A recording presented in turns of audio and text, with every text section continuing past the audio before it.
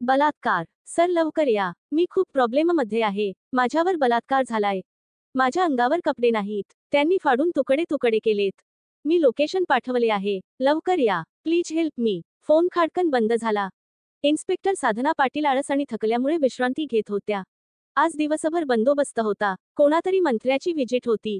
त्यामुळे नुसती धावपळ होती. त्यात रात्रीची दिवटी होती. खरं तर ती कंटाळू गेली होती. त्यात बलात्कार संबंधी कॉल म्हणजे तिने डायरी नोट केली. हवालदार शिंदे, लेडी हवालदार घोडके आणि हवालदार रामभाऊ साठे यांना आवाज देऊन गाडी काढायला सांगितली. लोकेशन तपासात गाडी निघाली. त्यांच्याच हद्दीत ती खिंड येत होती. आज अमावस्येची रात्र होती. खुंद हवा, मिटकाळोखं एक वेगळंच वातावरण होत. साठील गाडी बाजूला थांबवायला सांगून पाटील मॅडम पटकन उतरली आणि म्हणाली, तुम्ही सगळे मला फॉलो करा. बॅटऱ्या चालू करा. इन्स्पेक्टर साधना पाटील एक उत्कृष्ट अथिलेट होती. तिच्या बरोबर चालणं म्हणजे बाकीच्यांची गोचीच होती. कसे तरी ते बॅटरी उजेडात त्यांना खरोखर फॉलोच करत होते. इन्स्पेक्टर पाटील थबकल्या. बाकीच्यांना थांबण्याची खूण केली. समोर एक भाला मोठा नागफणा काढून उभा होता. काही क्षण सगळे श्वास रोखून उभे होते. नागाने अलगच वेटोळं सोडलं आणि शांतपणे सळसळत प्रयाण केलं. पण चुकून माकून फास्ट चालण्याच्या नादात मॅडमचा पाय पडला असता तर? सगळेच मनातून चरकले. पण पाटील मॅडमना त्याच काहीच नव्हतं. त्या पुन्हा लोकेशन चेक करत आगेकूच करू लागल्या. जवळजवळ 4 ते 5 किलोमीटर धावपळ केल्यानंतर त्या प्रॉपर लोकेशनवर आल्या. बरोबरच्या लोकांना पोझिशन घ्यायला सांगून त्या दबकत दबकत निघाल्या. समोर संधीप्रकाशात एक जून पदक घर दिसत होत. त्यांनी खुणेने बॅटरी बंद करा म्हणून सांगितले. आजूबाजूला कोणी आहे का तो कानोसा घेतला. पिस्तूल हातात घेऊन हळूहळू त्या घराकडे सरकू लागल्या. दारापर्यंत आल्या. दार हळू ढकललं. ते उघडलं गेलं. त्यांना थोडं आश्चर्यच वाटलं. पुन्हा ढकललं. दार उघडलं गेलं. तेवढ्यात बाहेर पडण्याचे आणि पानांच्या सळसळीचे आवाज आले. पाटील मॅडम ओरडल्या. हवालदार शिंदे, बॅटरी दाबा, बघा कोण पळतंय ते. सांभाळून. त्यांच्या हातात हत्यारं असतील. पाटील मॅडम आता आत घुसल्या. त्यांच्या मागे कोण आहे का याचीही त्यांनी पर्वा केली नाही. 2-3 खोल्या पालथ्या घातल्यावर त्यांना एका खोलीतून हाक मारल्याचा आवाज आला. त्या तिकडे धावल्या. बॅटरीच्या उजेडात ती दिसली. पायच मुटकुळ करून बसली होती. तिने सांगितल्याप्रमाणे तिच्या अंगावर एकही कापड नव्हता. पाटील मॅडम मागून आलेल्या लेडी हवालदार घोडकेला म्हणाल्या, तुम्ही आणलेले कपडे तिला द्या, पण त्याआधी तिच्या अंगावर काही खुणा आहेत का त्या तपास पंचनाम्याची लागतील. घोडकेला तिथे सोडून त्या ते घर धुंडाळू लागल्या. तिचे फाटलेले कपडे त्यांना दुसऱ्या खोलीत आढळून आले. तिने सांगितले त्याप्रमाणे त्याच्या चिंध्या चिंध्या झाल्या होत्या. शिंदे, हे कपडे ताब्यात घ्या, त्याची यादी करून घ्या. तिने एसीपी अतुल पुंडना संपर्क केला. सर, मी इन्स्पेक्टर पाटील बोलतेय. माझ्या हद्दीत सासवड केतकावळ रस्त्यावरच्या घाटामध्ये एका जुन्या बंगल्यात एक बलात्कार झालाय. पंचनामा, फोटो वगैरे करावे लागेल. मला ॲडिशनल स्टाफ लागेल. ठीक आहे, मी व्यवस्था करतो. तुम्ही तिला घेऊन सासवडला सरकारी हॉस्पिटलमध्ये जा. तिला चेक करून रिपोर्ट घ्या. डॉक्टरांना काही टेस्ट करायच्या असतील तर त्याचे रिपोर्ट नंतर येऊ द्यात. लेडीज कॉन्स्टेबल आहेत ना? आणि हो, ती मुलगी कोण आहे? तिच काय नाव आहे? तिची आयडेंटिटी चेक करा. ती तिथे कशी आली? तिच्या बरोबर कोण कोण होतं? सिंगल रेप की गँग रेप तेही तपासा. जास्तीत जास्त माहिती गोळा करा. आजूबाजूला व्यवस्थित तपास करून काही पुरावे सापडतात का बघा. प्रेसला मी सांगेन तोपर्यंत लांबच ठेवा. मला रिपोर्ट करत रहा. Okay, go ahead. साठे, गाडी काढा. घोडके मॅडम, तिला कपडे चढवून आणा. आपण तिला सासवडला हॉस्पिटलमध्ये घेऊन जाणार आहोत. साठेने गाडी आणली. घोडके मॅडम त्या मुलीला घेऊन मागच्या सीटवर बसल्या.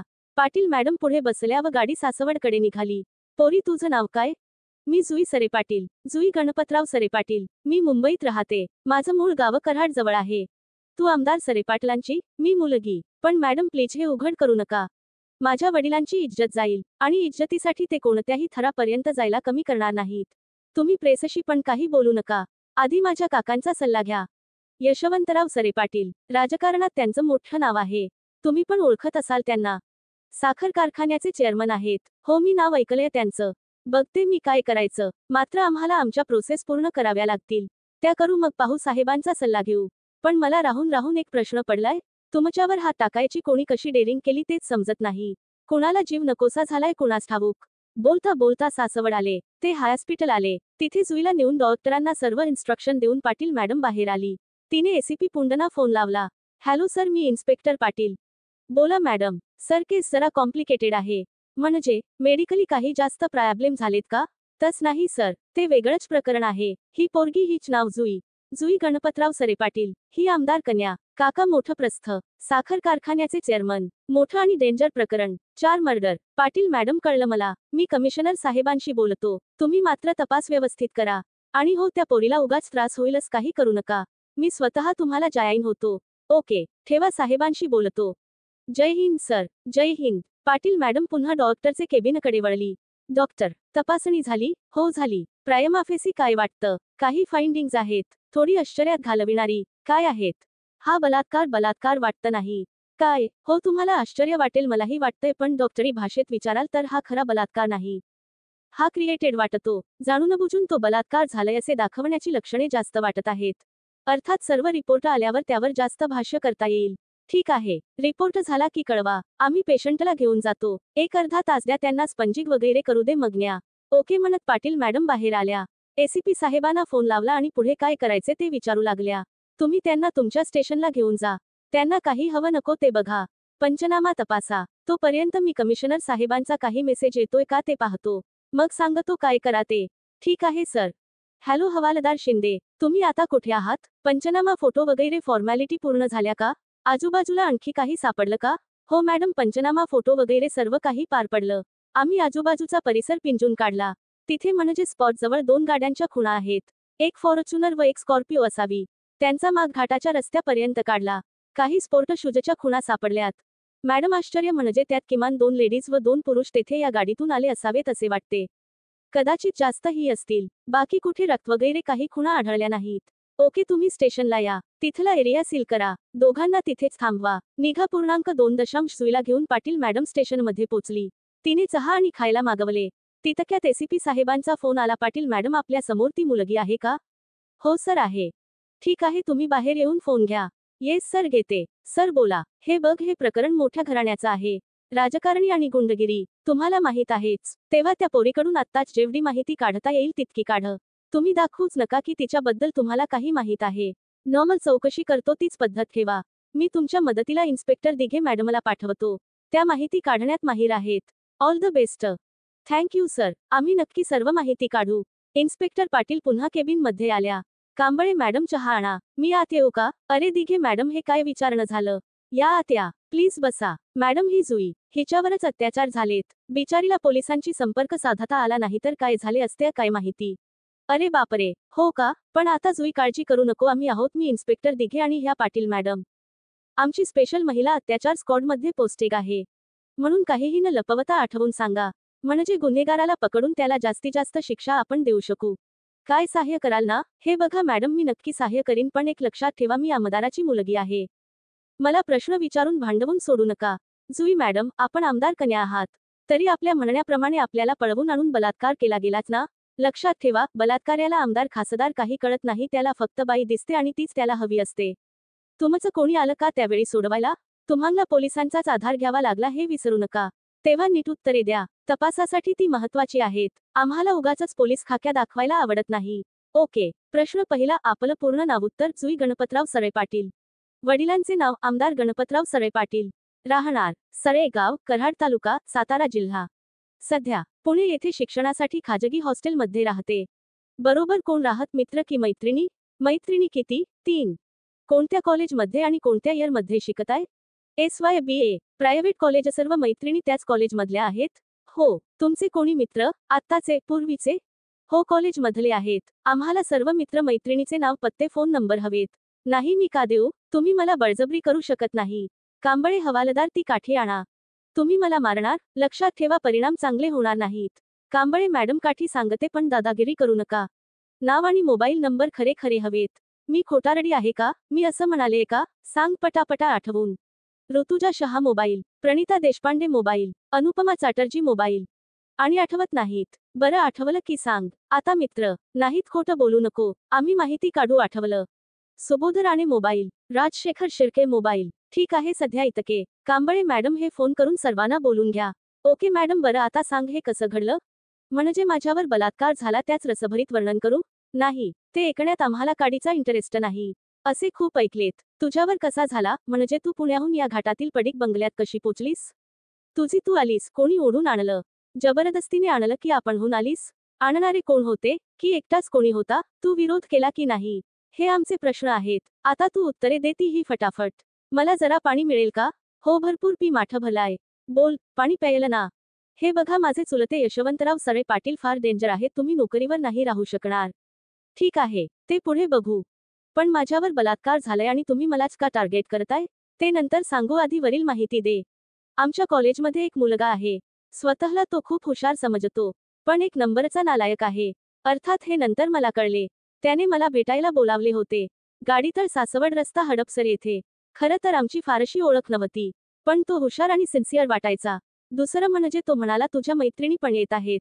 मला वाटलं मी नाव दिली त्या मैत्रिणी असतील, म्हणून मी हो म्हटलं आणि हडपसरला गाडीतळ येथे गेले. बरं पुढे? तिथे गेले तर कोणीच नव्हते. मी वाट पाहत होते. तितक्यात एक माणूस जवळ आला व म्हणाला, आपण जुई पाटील मॅडम का? मी होय म्हणाली. आपल्याला ते साहेब बोलवत आहेत. पार्किंगचा प्रॉब्लेम असल्यामुळे त्यांनी तुम्हाला तिकडे समोर यायला सांगितले आहे. मी बरं म्हणून त्यांनी दाखवलेल्या गाडीकडे गेले. तिथे एक गॉगल घातलेला माणूस गाडीत बसला होता. मला म्हणाला, बसा गाडीत. पण माझ्या मैत्रिणी कुठे आहेत? त्या पुढे थांबल्यात. तुम्ही गाडीतळाजवळ येणार म्हणून मी इथे थांबलो तुम्हाला घ्यायला. पण मी तुम्हाला ओळखत नाही. तुम्हाला ओळखणारा बोलवणारा त्या तुमच्या मैत्रिणी बरोबर थांबलाय. चला बसा. मला काही कळेना. मी बसले. त्याने गाडी चालू केली. काय झालं कळलं नाही, पण माझी शुद्ध हरपली. जाग आली त्यावेळी कळलं की आपण लुटलं गेलोय. माझ्या अंगावर कपडेही नाहीत. लकीली माझा तिथे पडलेला मोबाईल मला सापडला, म्हणून मी फोन केला. खरं सांगू का जुई, तू जे काही सांगतेस ते आम्हाला मुळीच पटले नाही. हे बघ, स्टोरी बनवायची ती बेमालूम बनवता यायला पाहिजे. एखाद्याला तुझ्यावर रेप करायचा असेल तर त्याला काहीतरी कारण पाहिजे. जसे तुझी फिगर सेक्सी आहे, किंवा तुला काही कारणांनी बर्बाद करायचं आहे, वगैरे वगैरे. असं तुझ्या स्टोरीत काहीच दिसत नाही. म्हणजे माझी फिगर सेक्सी नाही? नाही. म्हणजे आम्हाला तशी वाटतं नाही. म्हणजे त्यासाठी तुला कोणी पळवावे? आता ती चिडली. म्हणजे तुम्हाला काय म्हणायचंय, मी इतकी प्रेझेंटेबल नाही? मग त्यांनी माझ्यावर बलात्कार का केला असेल? काय माहीत, कदाचित झालाच किंवा केलाच नसेल. दिघे मॅडम, तुम्ही मूर्ख आहात का? अहो, माझे आतले बाहेरचे कपडे फाडलेत. मला नागडी ठेवले तरी तुमचा विश्वास नाही. हो नाही, ते तूही करू शकतेस. कपडे फाडणे अवघड नाही. आम्हाला हे कळत नाही की बलात्कार करण्यासाठी तुला इतकं लांब का आणलं? त्यांनी तुझ्यावर गाडीत सुद्धा ते केलं असत. मॅडम, तुमच्या अजून लक्षात येत नाही की मी कोण आहे. ते लक्षात आलंय, पण हे कळत नाही की हा बलात्कार का झालाय. मॅडम, हे अति होतं. एकतर माझी प्रायव्हेट पार्टची वाट लागले आणि तुम्ही त्याची रेवडी उडवताय. नाही जुई, तसं काही नाही, पण तू जे सांगतेस ते हजम होतं नाही. हे बघ, त्या माणसाला तुझ्यावर बलात्कार करायचा होता आणि तुला गुंगीचे औषध दिले होते, तर त्याने गाडीतच बलात्कार करून मग तुला गाडी बाहेर फेकून दिली असते. गँगरेप असता तरी गाडी फिरवत ते करू शकले असते. मग या निर्जन स्थळी का आणले? कदाचित पैसे काढण्याची ब्लॅकमेलची केस असू शकते. पण तूच म्हणतेस तुझ्यावर बलात्कार झालंय. हेच कोडं आम्हाला सुटत नाही. तू म्हणतेस त्यांनी तुला बोलावलं. तू तयार झाली कारण तुझ्या मैत्रिणी बरोबर येणार होत्या. याचाच अर्थ मैत्रिणी बरोबर असताना तू अशा अनोळखी माणसांबरोबर जात होतीस. याचाच अर्थ अशी जायची तुला सवय आहे. हे कदाचित कुणाला तरी माहीत होतं. कदाचित त्यामुळे हे घडलं असेल. मॅडम, आता हद्द झाली. तुमच्या सारख्या फालतू भिकारड्या घरातून आलेल्या माझ्या सारख्या घरांदाज पोरीवर नाही ते आरोप करत आहेत. लक्षात ठेवा, मी असे तसे सोडणार नाही. बघून घेईन. नालायक. मॅडम, त्या पोरी आल्यात. ओके. कांबळे, त्यांना बाहेर बसव. कोणी मित्र आलेत का? अजून तरी नाही. ठीक आहे. आले तर कळव. पुन्हा एकदा त्यांना फोन कर. हो मॅडम, करते. जुई, तू आता पलीकडच्या रूममध्ये बस.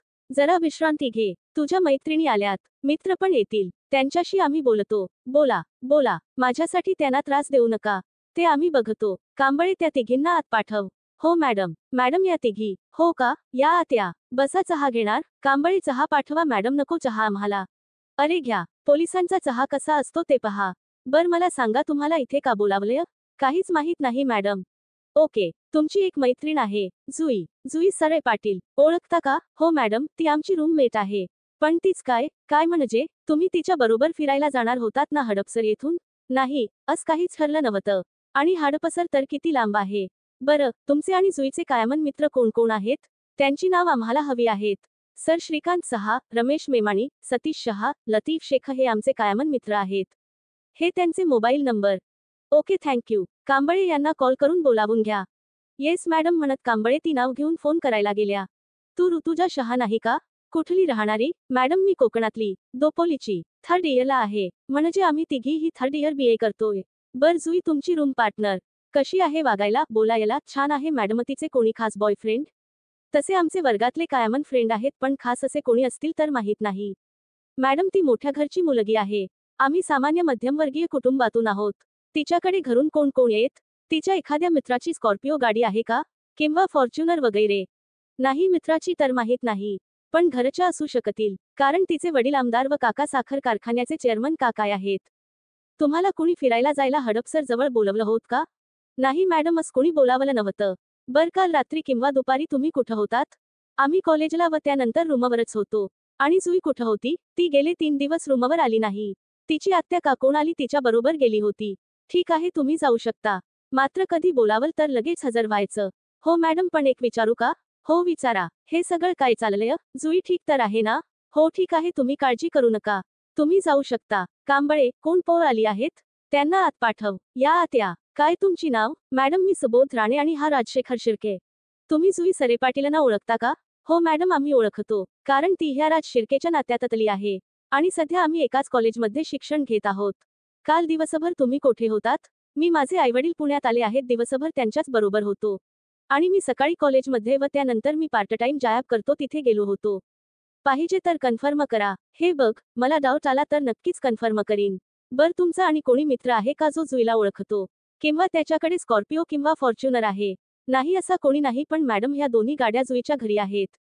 तिचे काका त्या जास्त वापरतात. का हो, काही घडलंय का? काल जुईचा तुम्हाला काही फोन, काही व्हॉट्सॲप किंवा काही कॉन्टॅक्ट? नाही मॅडम, तसे काहीच नाही. ओके मॅडम, सांगा ना, इतकी चौकशी का करत आहात? ते कळेल लवकरच. तुम्ही जाऊ शकता, पण काही गरज लागली तर पुन्हा बोलवू. हॅलो, मी एसीपी पुंट बोलतोय. बोला सर, मी एसीपी दिघे बोलतेय. झाली का तपासणी करून? हे बघा, त्या मुलीचे काका म्हणजे पूर्णविराम सरे पाटील तिकडे यायला निघालेत. तेव्हा त्या जुईचे मित्र मैत्रिणींना परत पाठवा. त्यांना बोलवलं होत ही कल्पना त्या काकांना देऊ नका. ते काही बोलले तर ऐकून घ्या.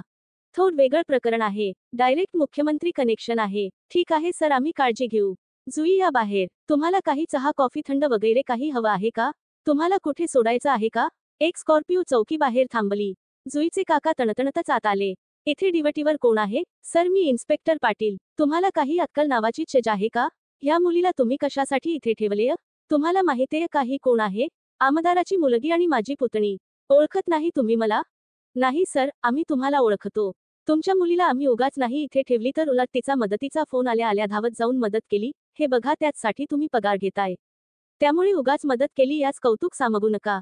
सर, चहा घेणार? अरे पाणी आणा. सर, हे पाणी. सर, शांतपणे ऐका. तुमच्या पुतणीवर अत्याचार झालाय. काय अत्याचार म्हणजे नक्की काय झालंय? कोणा मारद हिम्मत माझ्या पुतणीवर हात टाकण्याची झाली? तुम्ही काय करत होतात? सिनियर एसीपी पुंड आले. सर्व पोलिसांनी त्यांना सलाम केला. तो स्वीकारत ते केबिनमध्ये आले. सर, चेअरमन साहेब, सरे पाटील साहेब आलेत. अरे हो, नमस्कार चेअरमन साहेब, नमस्कार. जाऊ दे, खड्यात आधी सांगा, कोणा हरामखोराची डेअरिंग माझ्या पुतणीला हात लावण्याची झाली? हे बघा साहेब, आम्ही ते शोधायचं काम लगेच चालू केलं आहे. सर्व बाजूनी तपास जारी केला आहे. पण अत्याचार म्हणजे काय झालं तरी काय आहे? साहेब, तिचं म्हणणं आहे की तिच्यावर कुणीतरी रेप केलाय. तोही तिला सासवड केतकावळ रस्त्यावरच्या जंगलातील जुन्या बंगल्यात नेऊन. काय तुम्ही खरं सांगताय? तिने जे सांगितले आहे तेच आम्ही तुम्हाला सांगतोय. तिचाच आम्हाला फोन आला होता, त्याप्रमाणे या पाटील मॅडमने धावपळ करून तिला तिथून बाहेर काढले. एकही कपडा तिच्या अंगावर नव्हता. शिव शिव शिव. काय गए हरामे, कोण होता तो? तू त्याच्या बरोबर कशी गेलीस? हॉस्टेलला ठेवून हेच उद्योग केले का? आमच्या घराण्याच नाव खराब केलंस. शेणच खायच तर सँडर तरी खायचं. इन्स्पेक्टर, पत्रकार कोणी कडमडले नाहीत ना? FIR केला का? फाडून टाका तो. आम्ही पोरीला घेऊन जातो, पण ही बातमी कुठेही लेख होता कामा नये. नाहीतर तुमच काही खर नाही. तुम्ही तपास थांबवा. आमच्या पद्धतीनं तो करून गुन्हेगाराला शिक्षा करू. ते ठीक आहे, पण साहेब, तुम्ही कायदा हातात घेऊ नका. दुसरी गोष्ट, आम्हाला आमच्या पद्धतीन तपास करू द्या.